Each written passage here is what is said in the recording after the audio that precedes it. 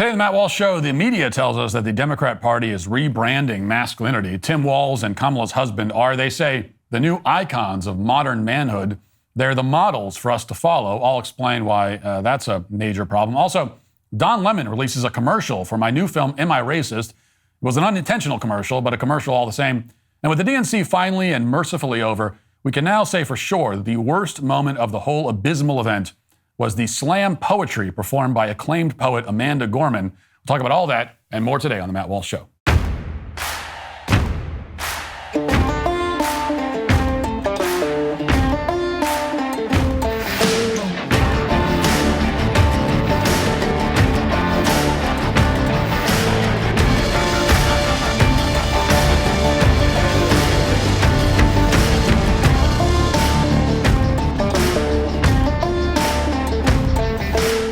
Betting with BetOnline is so much fun. Beyond traditional sports, BetOnline gives you the option to bet on political events like the outcome of the presidential election or whether Hunter Biden will serve jail time before 2025. Political betting allows you to wager on real-world events outside the realm of politics. Or if you're a diehard sports fan, BetOnline makes sports betting more accessible and convenient than ever before. With just a few clicks, you can place bets on your favorite teams or events from the comfort of your own home.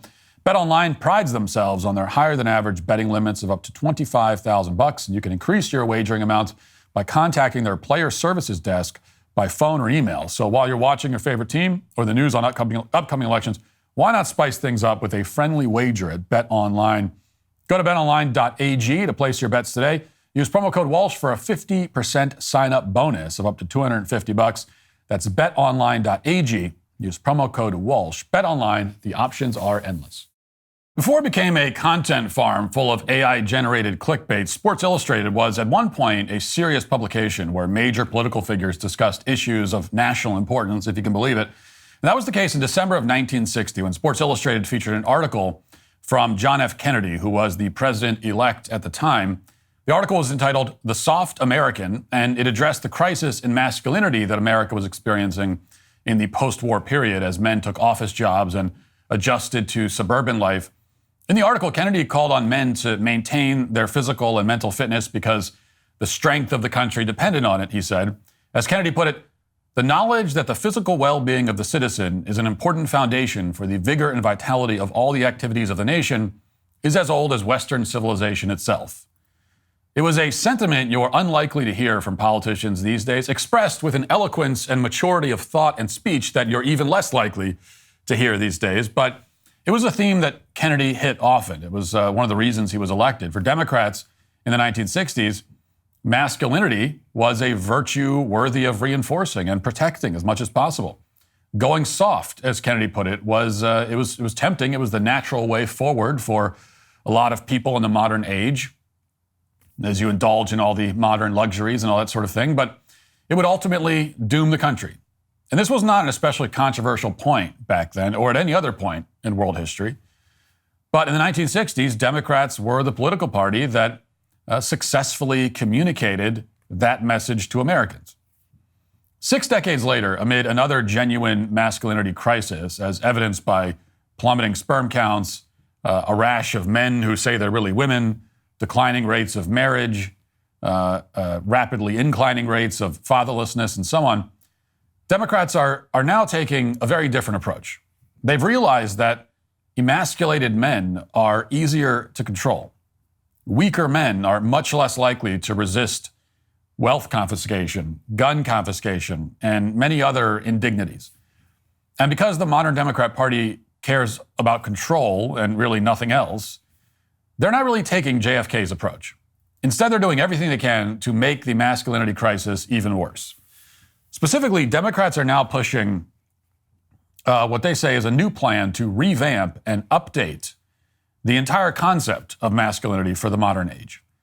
This is being achieved through primarily their two new mascots of modern masculinity. Their geldings that they've been trotting around as a positive example for all men to follow.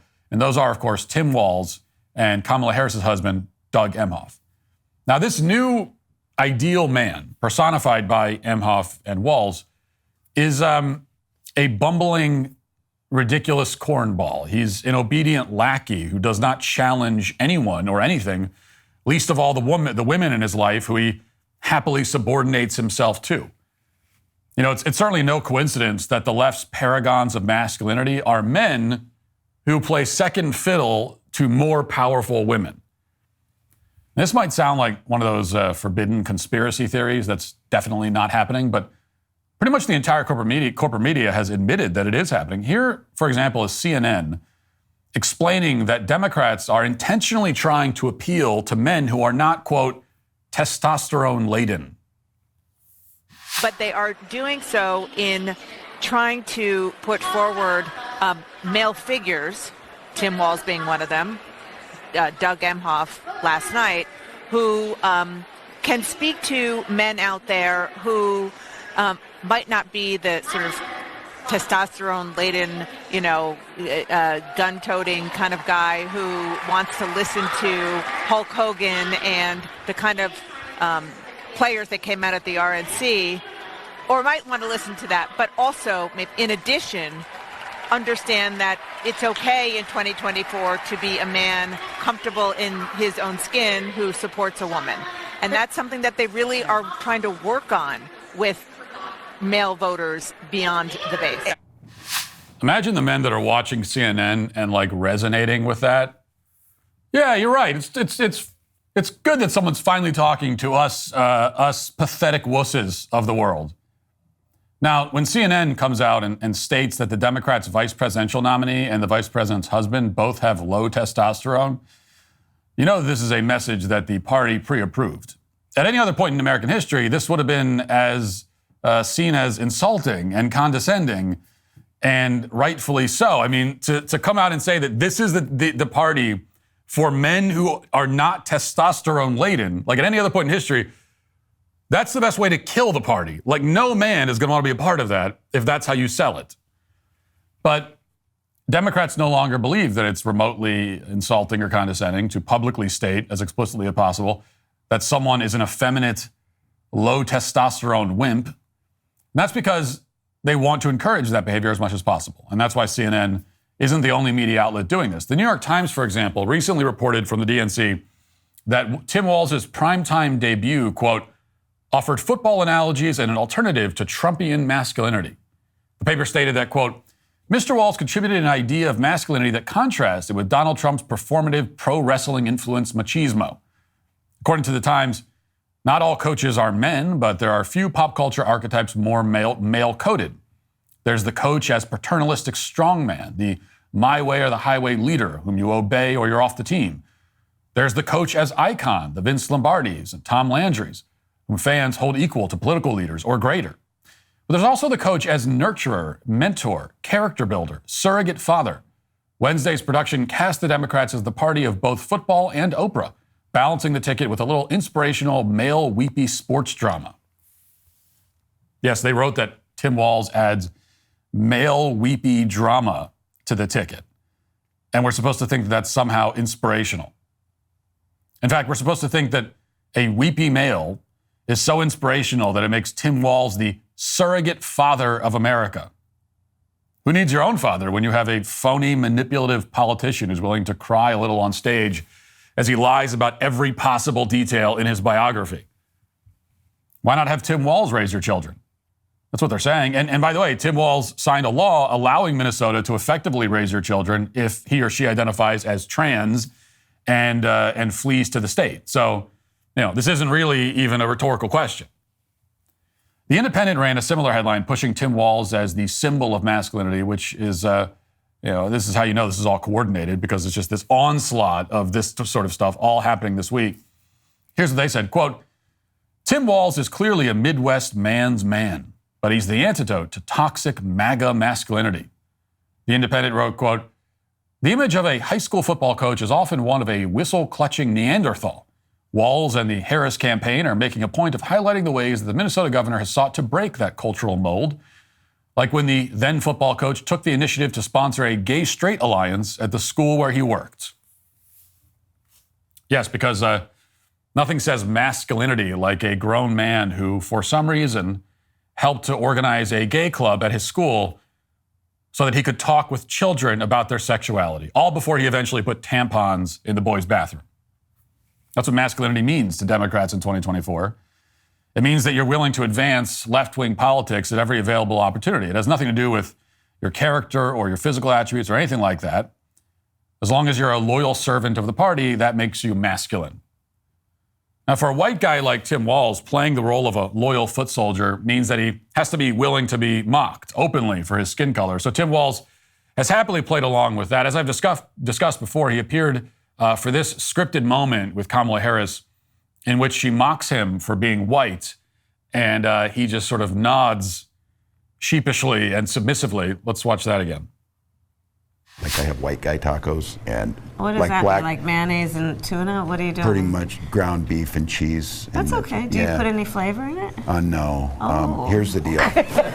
No, they said to be careful and let her know this, that black pepper is the top of the spice level in Minnesota, you know. I'm the first vice president, I believe, who has ever grown chili peppers. I'm trying to expand my food knowledge. You know what? We've got some cantaloupes. You'll be fine. Yeah. Yeah, but all you eat is mayonnaise and tuna, you white bastard, you white devil. Yeah, all shucks. You know, we white folks, we're a bunch of goofballs, we whites. Now, at the Independent Women's Forum, Inez Stepman summed up what we're seeing here as well as anyone. She wrote, quote, "The Tim Walz packaging is meant to present a welcoming invitation to white men as part of the Rainbow Coalition. Join the DNC and become merely a joke, not a villain." As Stedman put it, Walz is playing the bumbling, useless, non-threatening white dad in your typical corporate commercial, which is the only non-oppressor role for the white men available in this worldview. Same reason it's white dudes for Harris and not white men. The latter too dignified, too threatening. There must be an air of degradation and court jester to the thing. Very, very well said. And this is what Democrats are now presenting as what it means to be a man. Here's a top Democrat in the Michigan State Senate who's, explaining, because, and this, of course, is a woman. So this is a conversation between two women, two liberal women who, of course, we turn to find out, all about masculinity and what it means to be a man. And let's hear what they have to say. Do you think male voters in Michigan are ready to vote for Kamala Harris?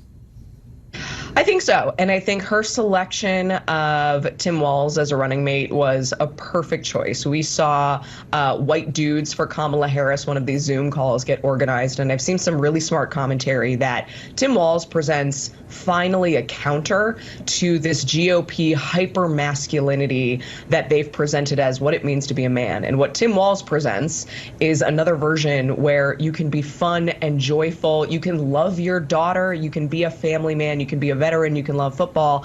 And all of these things are acceptable as what it means to be a man. And frankly, this is the Midwest dad vibes that we desperately need versus the very weird vibes coming from J.D. Vance.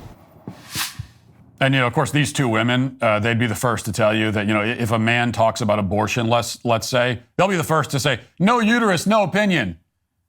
You're a man. What do you know about this? Meanwhile, they're sitting there pontificating about masculinity.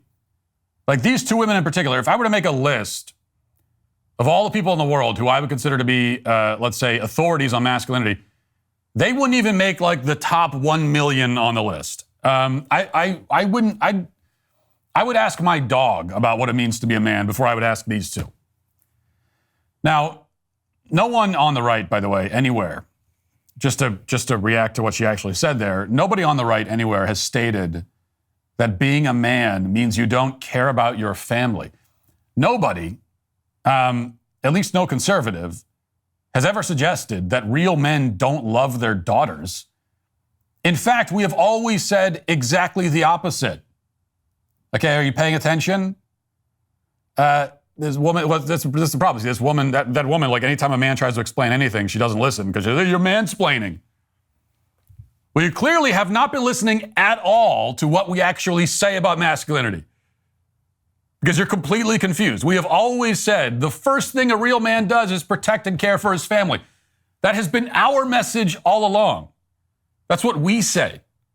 It's the left that condemns such ideas as paternalistic and patriarchal. Also, needless to say, nobody on the right has stated that men can't be happy or that men can't be veterans or that men can't love football. Nothing she's saying there makes any sense. It's a complete straw man. She's lying because she wants viewers to go along with her framing, which is that Tim Walz is the definition of what it means to be a man. This is what the highest levels of the Democrat Party have told their lieutenants to push, so that's what they're doing. But if you're not buying the Tim Walz pitch, there's always Doug Emhoff, who was just forced to admit many years after the fact that he cheated on his first wife by having an affair with the nanny. He also refused to say what happened to his child after he got the nanny pregnant, stating only that he went through tough times because everything is, always about him. But, no big deal here. It's just like the potentially the husband of the president, if Kamala Harris wins, has a child. No one knows where he is. He could be dead. I mean, he could very well be dead. Was the child killed? Where is he? How is that acceptable? How are we just putting up with that? This guy wants to be he's in the White House right now, actually. And he has a child, and we're all okay, like not knowing we don't even know if he exists. We don't know where he is. Now, this is apparently another paragon of masculinity, according to Politico. They reported, quote, "Meet Doug Emhoff, dad in chief. The second gentleman's words aim to humanize Harris as not just a policymaker, but a successful woman who balances her career and family. The White House might be getting a wife guy as the country's first ever first gentleman." Yes, Doug Emhoff is a dad in chief. He's a real wife guy for cheating on his wife and lying about it for years. Time magazine agrees. They reported on what they called the Doug Emhoff model of masculinity.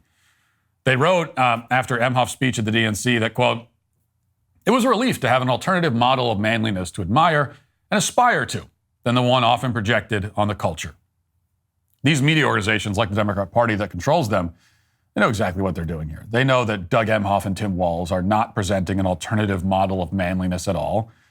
They are, in fact, projecting the exact opposite of manliness because they want to destroy the concept of manliness entirely. They are projecting cowardice and submissiveness because cowardly and submissive men are their core constituency.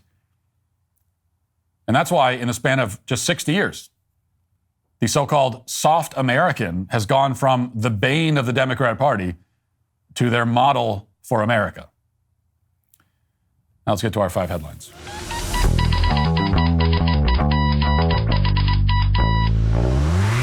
Man, have you ever heard of Rose Sparks? This dual-action prescription merges the powerhouse ingredients found in generic Viagra and Cialis, sildenafil and tadalafil, into one formidable treatment. But it's not merely about the ingredients in the medication, it's how you're taking it. That's why Rose Sparks are designed to dissolve under your tongue. That's huge because dissolvable treatments hit your bloodstream faster than old school pills.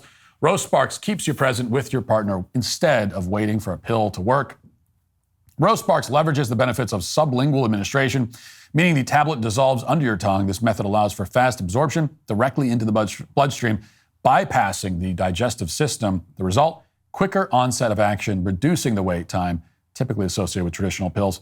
Plus, tadalafil, the active ingredient in Cialis, lasts in the system for up to 36 hours. So when the mood is right, you'll be ready without another dose. For treatment that works fast and lasts long, connect with a provider at ro.co/Walsh to find out if Rose Sparks are right for you. ro.co/Walsh. Again, that's ro.co/Walsh. Compounded drugs are permitted to be prescribed under federal law, but are not FDA approved and do not undergo FDA safety, effectiveness, or manufacturing review. Only available if prescribed after an online consultation with a provider.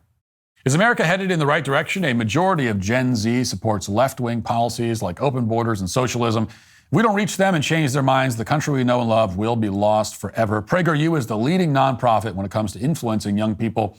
PragerU's educational, entertaining, pro-American videos meet young people where they are online and open their minds to the truth, but they need your help. Go to PragerU.com and make an tax-deductible donation. Whatever you give right now will be tripled and have 3 times the impact. Donate $10, triples to $30. Give $100, it triples to $300. That's how the math works. PragerU is 100% free for everyone.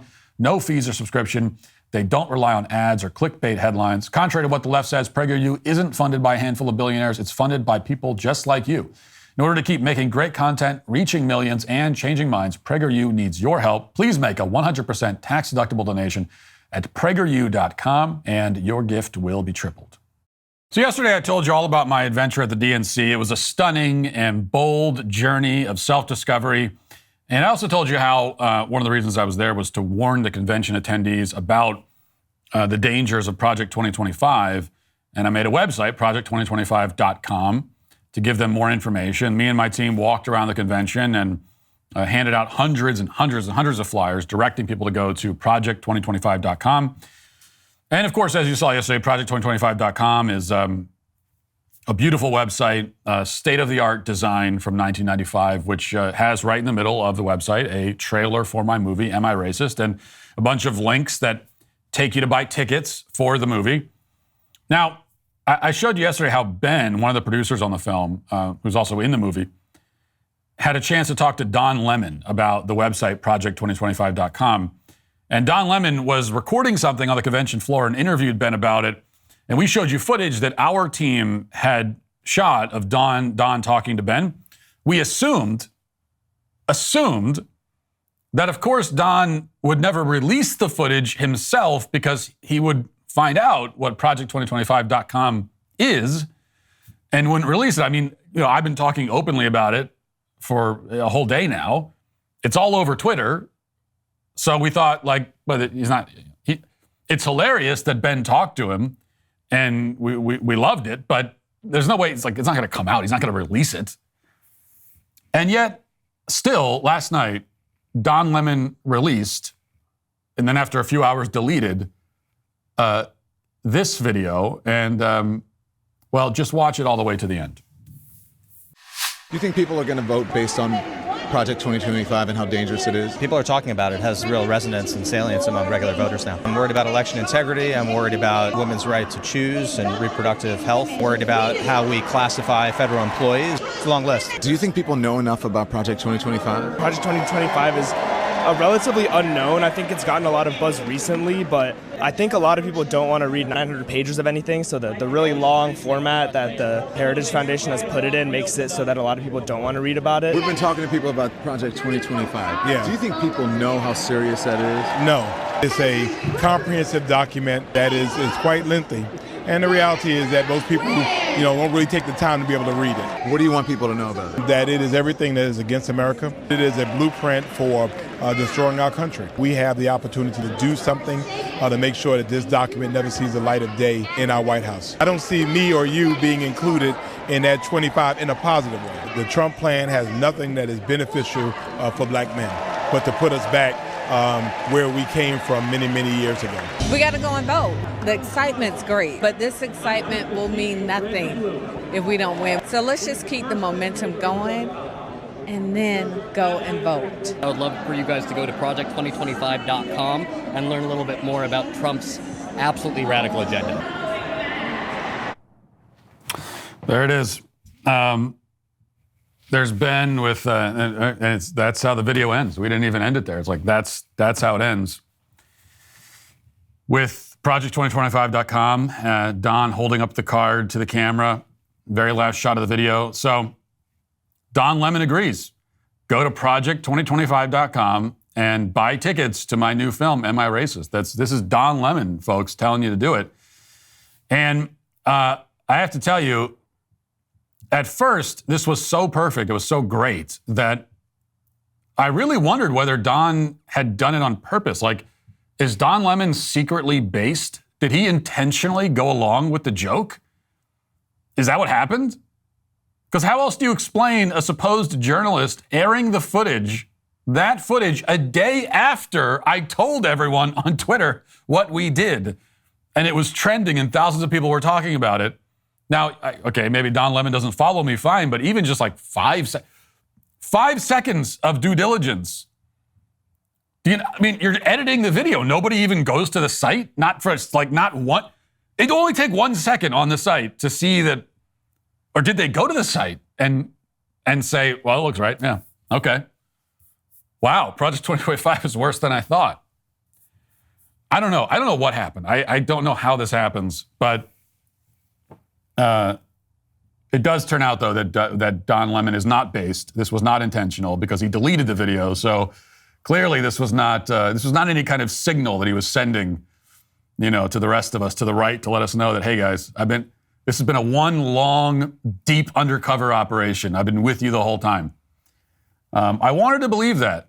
I really did, but but he deleted it. Unfortunately for him, Don, the internet is forever. So sadly, Don, you are, or not really sadly, I think it's great for you that you are our number one spokesman now for project2025.com, whether you like it or not.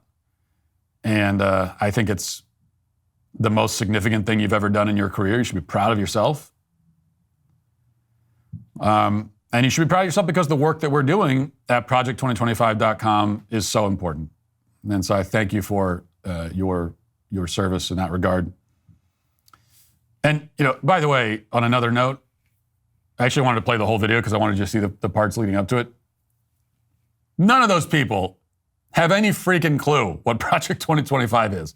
None of them. This is Don Lemon. He's on their side, clearly. And he talked to a bunch of people down on the floor about Project 2025. None of them demonstrated even the slightest bit of knowledge. What do you think of Project 2025? Oh, well, it's really bad. It's terrible. What's so bad about it? Well, no, it's gonna destroy America. It's gonna be the end of America. Yeah. Well, what is Project 2025? It's it's a document. It's comprehensive. It's lengthy. It's long. I would even say it's very long. Some would say that it's very, very long. And it's all in there, the whole thing. So none of them have any clue, which is maybe why, I don't know, you can never underestimate the stupidity of these people. I wonder for how many of these people did the joke just go completely over their head? How many of them went to the website and still didn't get the joke? It's unthinkable for you and I, but I bet you a lot of these people, we hand out these cards to everybody. A lot of them probably went to the website and still don't know that they were trolled. They were at the website looking at it, and they still don't understand. Amazing. Amazing. Not that I'm admitting that it was a troll. It was not a troll. This is all very serious work that we're doing. By the way, I also want to mention that sort of on the same subject that now that I'm back from the DNC and we do have our film, Am I Racist, coming out September 13th. Tickets on sale at amiracist.com or project2025.com. But all that's coming up, and I'll be doing my first all access on Daily Wire today after the announcement of the film. And this will be the first time that I'm going to answer really any questions about the movie. I don't think I've done any interviews or anything since we announced the film. That'll be coming in a couple weeks. But so this is your chance to, if you want to talk about the film, you want to talk about our adventure at the DNC or anything else, make sure if you're a member, make sure you're at dailywire.com at 3 Central. And if you're not a member, then you should become one. Okay, Kamala Harris spoke last night. Who really cares? The speech was, it was whatever. Standard Democrat political speech. And she's fine on teleprompter, not brilliant, not great, not terrible either. I'm not going to say she's terrible. She's fine. It's fine. My favorite part of the speech, and I didn't watch it, I only saw some clips, but of the clips that I saw, this was actually my favorite one. Here it is. And the freedom that unlocks all the others, the freedom to vote. With this election, we finally have the opportunity to pass the John Lewis Voting Rights Act and the Freedom to Vote Act. Wow. Yeah, so brave. So incredibly brave. I mean, can you imagine the courage it takes to stand on that stage and defend the right to vote? Just the absolute bravery, the boldness, the balls, if you'll pardon the expression, to stand up and loudly proclaim that you believe in people having the right to vote. Defending the right to vote. I mean, it's, my God, stunning. I'm blown away. I'm shaking. I am actually shaking from the sheer awe of this. I can't believe it. Because think about it. Think about what kind of politician would ever be brave enough to defend a right that literally nobody is trying to take away. Well, I want to take it away. I do want to take away the right to vote from millions of people who are too dumb and don't deserve it. So I would, in fact, like to disenfranchise millions of people. Millions, I would like to. But aside from me, nobody else is. I'm the only one. So was she just talking? I mean, I'd like to think that I know I hijacked the DNC already. It can't all be about me. So I'm going to assume she's not referring to me. And if she isn't, then there's nobody else. No one else is talking about taking away the right to vote from anyone. Putting me aside, no Republican is proposing legislation of any kind that would strip away the right to vote from anyone at all. It's a total non-issue. So obviously, to defend this right that is not being threatened in the slightest bit, well, that is something else. That is pure heroism. Pure heroism. What next? I mean, what is she going to defend? I expected that next she was going to start talking about, how it should be legal to wear shoes or eat breakfast. When I am president, every person will have the right to wear shoes when they go outside. We are going to pass the Shoe Freedom Act of 2025. Now is finally time. Basic shoe wearing rights for all Americans. That'll be a great follow-up. It really would be. I need Kamala Harris to pass a law to protect my right to do every single thing that I already do every day without a problem. I sat on my couch last night. I need a couch access law, ensuring that nobody will ever tell me that I can't sit on my couch. These are the issues we need the president to focus on. We need the president to work on issues that are not remotely issues at all. Like, at all. That's what we need. And that's what we'll get with Kamala Harris. And that was the speech. Standard Democrat boilerplate stuff. But the media was blown away, of course.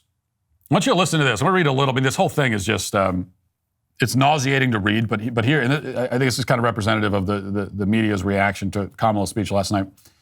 This is the Daily Beast. They save the best for last. In a week of speech-making like none of us have seen in our lifetimes, with one barn-burning or heart-tugging or inspiring address after another, electrifying the crowd at the Democrat National Convention, the biggest question confronting Kamala Harris before she took the stage for the final keynote of the event was, how can she top all of that? How do you top the fire of AOC? How do you top the resonance of Hillary Clinton? Wait, what? The resonance of Hillary Clinton. Resonance? Of all the words you could use to describe Hillary Clinton, resonance would be like the last word that I would use. Right after, like, beautiful and relatable. The eloquence of Pete Buttigieg, the love-filled words of Doug Emhoff, the gut-wrenching testimony of the women who had suffered due to Donald Trump's assault on their fundamental rights and bodily autonomy, the compelling remarks of one Republican leader after another, from Olivia Troy to Adam Kinzinger, who said that this year they would be voting for Kamala not as Democrats but as patriots to protect our democracy.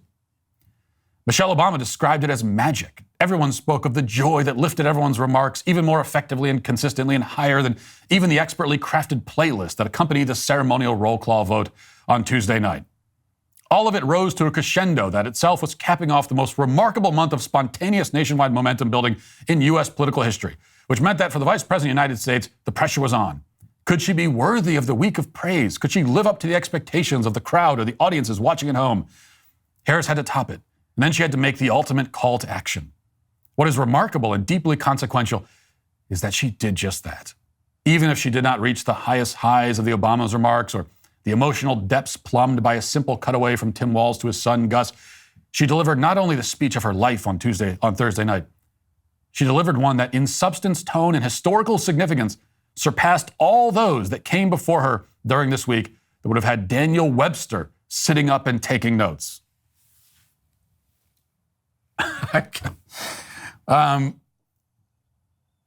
You get the idea. I mean, that's just it goes on and on and on. I mean, it is just, talk about overcompensating.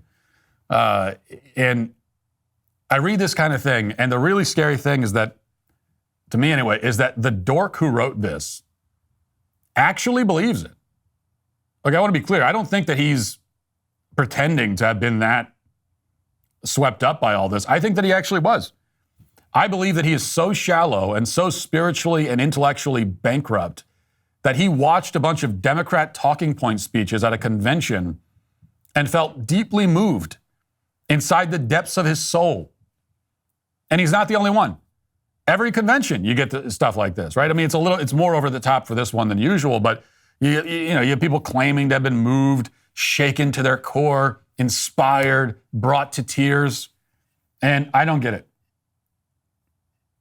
And I'm not just saying this because these are Democrats. Honest to God, I have never in my life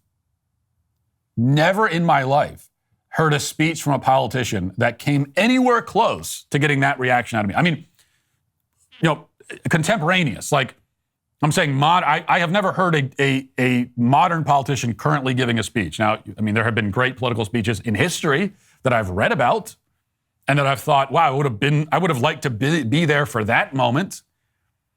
But I've never actually heard it from a modern politician. And, it's hard to give a good speech. It's very hard to give a speech that genuinely evokes emotion, one that is truly captivating and profound. And the reality is that the vast majority of speeches you will hear in your lifetime are really bad. Most people are very bad at giving speeches and at writing speeches. Modern politicians in this country are terrible at it. They simply lack the intellectual depth to come up with anything truly compelling and insightful to say. And on top of it, they're not even trying to be compelling or insightful. 99.99999% of political speeches you hear are, first of all, delivered by midwits who have no insights to offer. None. They have nothing interesting to say. It doesn't exist in their mind. There is nothing interesting happening in their mind at all. And second, they're not even trying to be insightful. Actually offering like a real insight is sort of the exact opposite of the goal of almost any political speech that you hear these days. Because a real insight will be, unique. It'll be interesting. It's not always like the best applause line because audiences are trained to applaud the stuff that they already believed. If you offer a real insight to make people go, yeah, I got to think about that. Well, then you don't get the applause because they're actually thinking, God forbid. So that's, these speeches aren't even intended to be that. So being this moved by a political speech, especially one as dull as that, it really speaks to like intellectual and moral deficiencies on your part. There is something wrong with you if you're actually that taken, swept up and swept away by these kinds of speeches. There is something wrong with you. And what's wrong with you, I'm not saying that you have some sort of mental illness, although you might. What's wrong with you mainly is that you're just like a dull person. You're at least as shallow as the politician that's speaking to you, if not more so. Let's say you're a very shallow vessel. And so there's not a lot that needs to be poured in for you to be like, to feel like, oh my God, I'm overflowing with inspiration. Like a lot of these people, especially these ones in media writing these fawning pieces, they have the depth of like a thimble. And so it only takes a thimble amount worth of insight or whatever to make it so that they're overflowing. And I think that's what's going on here. Quite sad. All right. In fact, we'll have a little bit more on that theme in the Daily Cancellation. Before we get there, though, one other story. This is from the Daily Mail. A controversial linen shroud, regarded by some to be the one Jesus was buried in, has baffled the world for more than centuries. When it was first exhibited in the 1350s, the Shroud of Turin was touted as the actual burial shroud used to wrap the mutilated body of Christ after his crucifixion. Also known as the Holy Shroud, it bears a faint image in the front and back of a bearded man, which many believers say is Jesus' body miraculously imprinted onto the fabric. Research in the 1980s appeared to debunk the idea that it was real after dating it to the Middle Ages, hundreds of years after Christ's death. Now, Italian researchers who used a new technique involving X-rays to date the material have confirmed that it was manufactured around the time of Jesus, about 2,000 years ago. They say the fact that the timelines add up lends credence to the idea that the faint, blood-stained pattern of a man with his arms folded in front were left behind by Jesus' dead body. The Bible states that Joseph of Arimathea wrapped the body of Jesus in a linen shroud and placed it inside the tomb. And now these researchers have come out and have used, as I said, new technology. They studied 8 small samples of fabric from the Shroud of Turin using X-rays, and they say that it was dated back to 2,000 years ago. So fascinating results here. I absolutely believe that the Shroud is legit. I think it's real. I've always believed that. I think it's the actual image of Christ. Because the Shroud presents you with a situation where you have to assert something essentially miraculous either way, because either some incredible genius who lived centuries before the invention of modern technology was able to get this image onto the Shroud in a way that would stump the best minds in science for decades, centuries even, was able to create an image we can't even figure out how the image was created. And at the earliest, this thing was created, as I said, like people debunking it say that it was created in 1350. Right? So, well before anything resembling modern technology existed. And so you have to think that some sort of genius was able to pull off what would be the greatest hoax of all time. I mean, hands down. Or it's actually the burial cloth of Jesus Christ. And the only reason to rule out the latter possibility is if you have ruled out ahead of time the possibility that the biblical account of Jesus is true. But it's irrational to rule that out ahead of time. Just right out of the gate to say there's no way that's true. That's not a rational way of approaching this. So, and if you haven't ruled it out, then you have something where all the signs point back to that. And you can either read the signs or refuse to read them because, and if you refuse to read them, it's because you don't like where the signs lead. And the interesting thing to me is that a lot of secular people will say that they don't believe in God, they don't believe in the Bible. And one of the reasons they don't believe it is because if all that stuff was true, then they say that God would make it more clear. He would perform wondrous acts to let us know that it's all real. That's kind of the thinking. But what we discover from the reaction to the Shroud of Turin is that even when these miraculous events occur, they still don't believe it. And so, the honest truth is that I think God could appear in the sky above the earth for all of us to see and speak to us directly from the clouds. And lots of people would still refuse to believe it. I mean, they would say that it was a hallucination or some kind of trick or something, created by technology. Maybe it was a bunch of drones. Maybe it was a drone display of some kind. They would even say that it was aliens or something before they admit it was God. And I say that as someone who, as you know, believes that aliens exist. My point is simply that the people determined not to believe will not believe. And I think that's what's happening with the Shroud of Turin. As a widely recognized authority on style, home, ambiance, and interior design, I can say with certainty that the number of times you've wondered, Matt, where do you get your candles, is staggering. Ponder no longer. Introducing the Candle Club.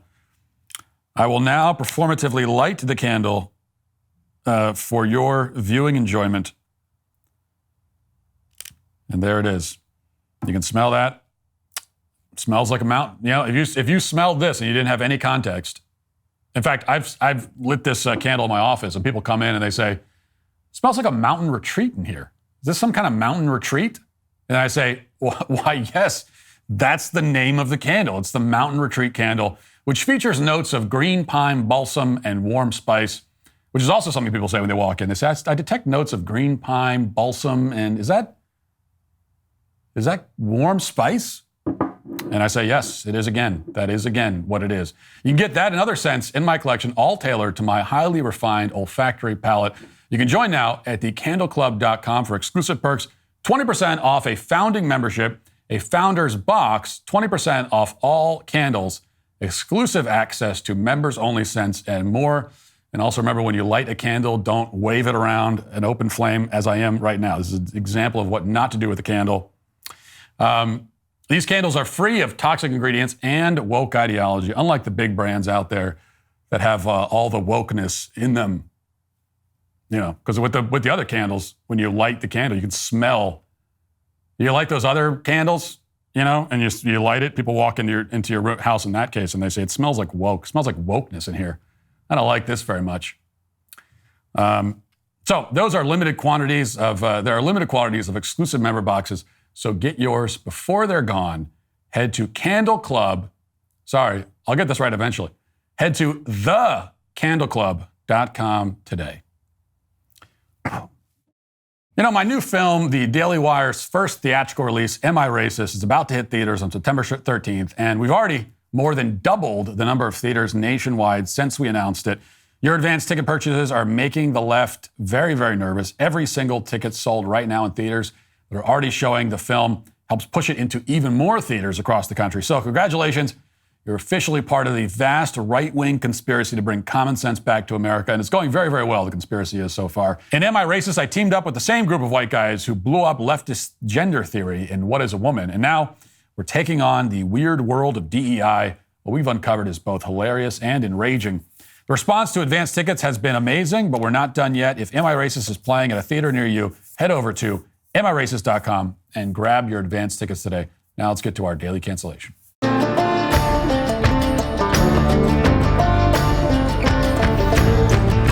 You know, I was going to let this slide. I wasn't going to cover it on the daily cancellation, but then I realized that the entire reason I do a daily cancellation, canceling someone every single day, is that I don't believe in letting anything or anyone slide ever. And so I must cancel, probably not for the first time, Amanda Gorman. Now, for those blessedly unfamiliar with Miss Gorman, maybe you haven't heard me complain about her in the past, she is tragically, horrifically, the most famous and celebrated poet in the country. She has performed her poetry at Joe Biden's inauguration. She's performed it at the Super Bowl. She's been showered with praise and critical acclaim. She's written best-selling books of poetry. She was the first person to ever win the title of National Youth Poet Laureate. She was listed by Time magazine as one of the most influential people in America. She has reached a level of success that relatively few poets in the history of the world have ever reached, and one that poets in the modern world basically never reach at all. And the problem is that her poetry is very, very, very bad. Her poetry, by all rights, would not win a fourth grade poetry contest. It's the kind of poetry that, if written and submitted for a grade by like a child in high school, it would earn a C- at best, if not a failing grade and a concerned note home to her parents. She is terrible at poetry. Her poetry is so abysmal that it doesn't even qualify as poetry. But that hasn't stopped her from being celebrated as the greatest poet alive today, and it didn't stop her from performing at the DNC this week. Now, before we listen to her latest piece, I'll tell you ahead of time what you already know, which is that the media loved it. She was praised effusively, but then again, of course, she could stand on stage and read from her CVS receipt, and she would be praised effusively, so that doesn't say much. But with that set up, let's watch the performance that breathless media headlines have described variously as captivating, powerful, passionate, and otherworldly.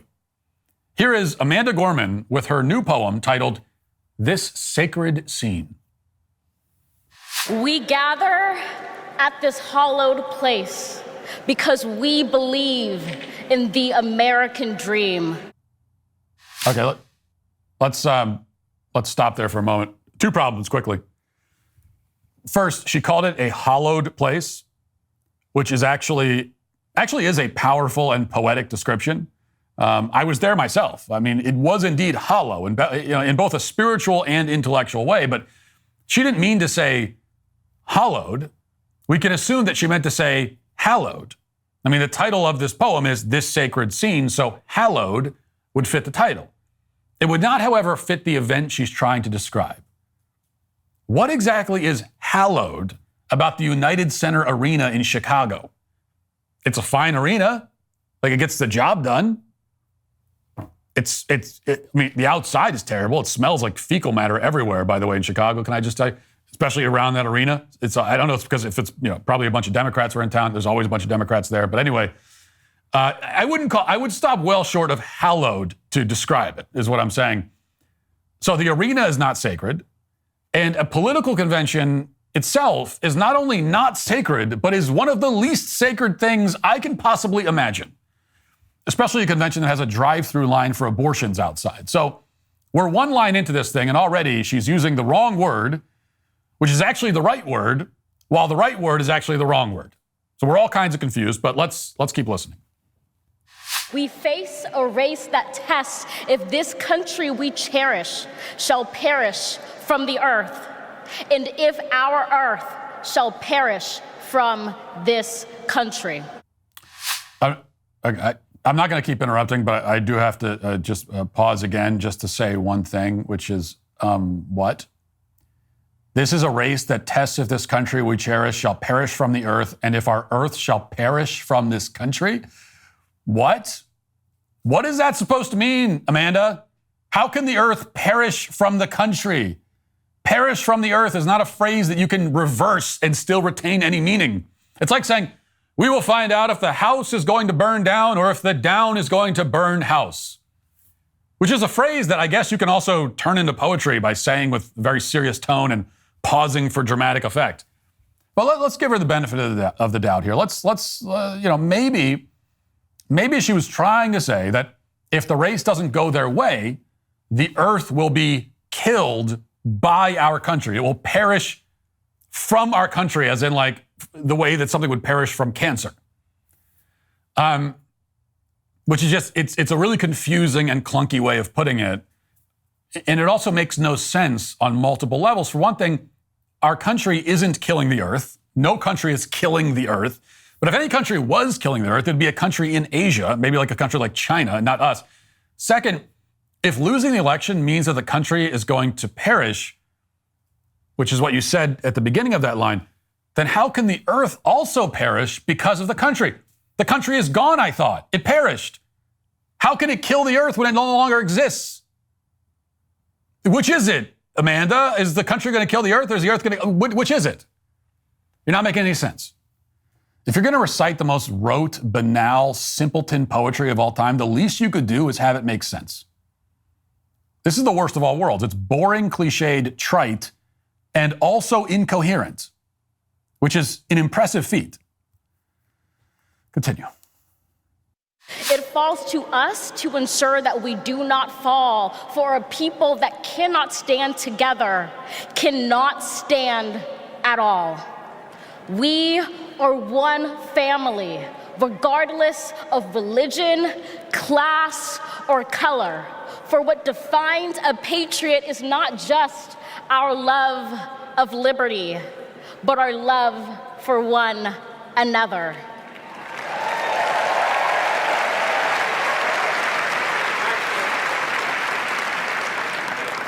This is loud in our country's call because while we all love freedom, it is love that frees us all. Just stop it. I got to tell you, slam poets on like the hierarchy of artists, they are below ventriloquists and mimes. That's how low on the totem pole they are. They're below porn stars, okay? It's like ventriloquists, mimes, porn stars, and then slam poets, all the way at the bottom of the artistic rankings. So I must insist again that this is not poetry. There is no real rhythm. There's only sporadic rhymes. No metaphors are being used. No evocative imagery. She isn't finding poetic ways of expressing her ideas. She's just stating them plainly and in the least imaginative language that she can. The whole thing is absolutely pockmarked with cliches. Cliche is the death of poetry, and literally every single line of this god-awful travesty masquerading as a poem has a cliche or is a cliche. So this is just a political speech. The only thing making this a poem instead of a speech is that she's reciting it in a slightly halting way. But if that's all that's required to make poetry, then every speech Joe Biden has given for the past 5 years is poetry. Now, granted, I don't claim to be a poetry expert, far from it. But I think that's why I'm a pretty reliable judge of these things, because my first litmus test for good poetry is this: could I have come up with that? And Amanda Gorman has never penned a single line, not a single one, that would make any halfway intelligent person say, wow, how did she come up with that? Mind-blowing. How did she think to phrase it that way? So take this line, for example. We are one family, regardless of religion, class, or color. For what defines a patriot is not just our love of liberty, but our love for one another. There's nothing even remotely clever about those lines. It is an utterly bland collection of platitudes. It's not interesting. It's not beautiful. It's not poetic. This is the stuff of a campaign speech delivered by a high school sophomore running for student government. It is boring, hackneyed. It's bad. I hate it. I hate it so much. But that line is actually a brilliant bit of wordsmithing compared to this clunky, lumbering hunk of 8th grade vocabulary words. Quote, empathy emancipates, making us greater than hate or vanity. That's the American promise, powerful and pure. Divided we cannot endure, but united we can endeavor to humanize our democracy and endear democracy to humanity. I mean, that is vapid, stale, and so awkwardly worded. It lacks any resemblance of rhythm, grace, wit. I want to vomit reading sentences like these. I might throw up on camera right now just from reading those sentences. That's how bad the sentences are. We can endeavor to humanize our democracy. Leave aside the fact that it doesn't make any sense, right? The message doesn't make sense. Like, it doesn't even sound good. It doesn't flow. Endeavor to humanize is a combination of words that should never appear in a poem ever, under any circumstance. It's ugly. It sounds ugly. And there's no artistry in using those words in that combination. And that is, again, entirely putting aside the fact that humanizing democracy is an incoherent concept. So it's just bad all around. I hate it very much. Very, very much. Now, you might think that I'm overreacting. And sure, it's terrible poetry. Sure, it's relentlessly cliched and corny. Sure, the poem is so bad that it probably causes cancer. But what's the big deal? You might say. There's a lot of bad poetry out there. True enough. But the fact that this kind of poetry is so revered and so celebrated means not that poetry is dead or that art is dead. It means something worse. That we are rapidly losing our ability to identify good art when we see it.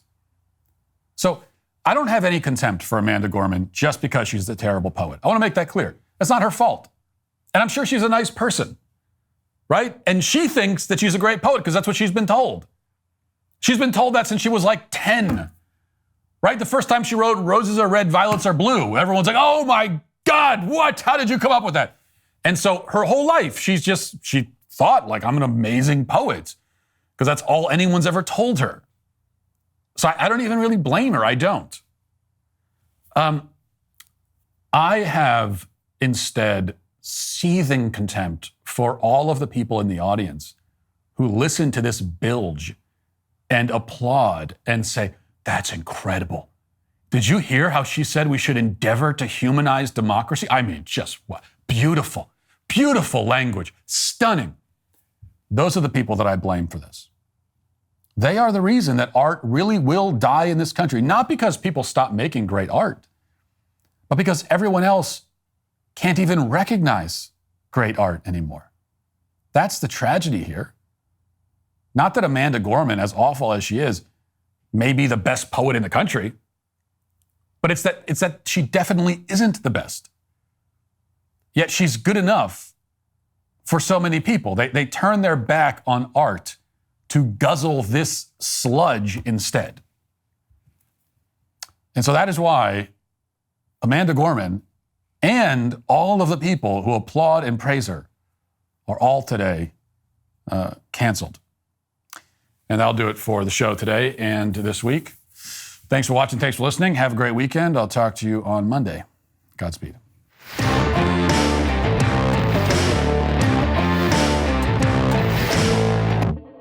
Republicans are Nazis. You cannot separate yourselves from the bad white people. Growing up, I never thought much about race. It never really seemed to matter that much, at least not to me. Am I racist? I would really appreciate it if you left. I'm trying to learn. I'm on this journey. If I'm going to sort this out, I need to go deeper undercover. They gon' say I'm racist. Joining us now is Matt, certified DEI expert. Here's my certification. And what you're doing is you're stretching out of your whiteness. This is more for you and less for you. Is America inherently racist? The word inherent is challenging there. I want to rename the George Washington Monument to the George Floyd Monument. America is racist to its bones. So inherently. Yeah, this country is a piece of white folks, White. trash, White supremacy. white woman, white boy. Is there a black person around? There's a black person right here. Does he not They gon' exist? say I'm racist. Hi, Robin. Hi. What's your name? I'm Matt. Just had to ask who you are because you have to be careful.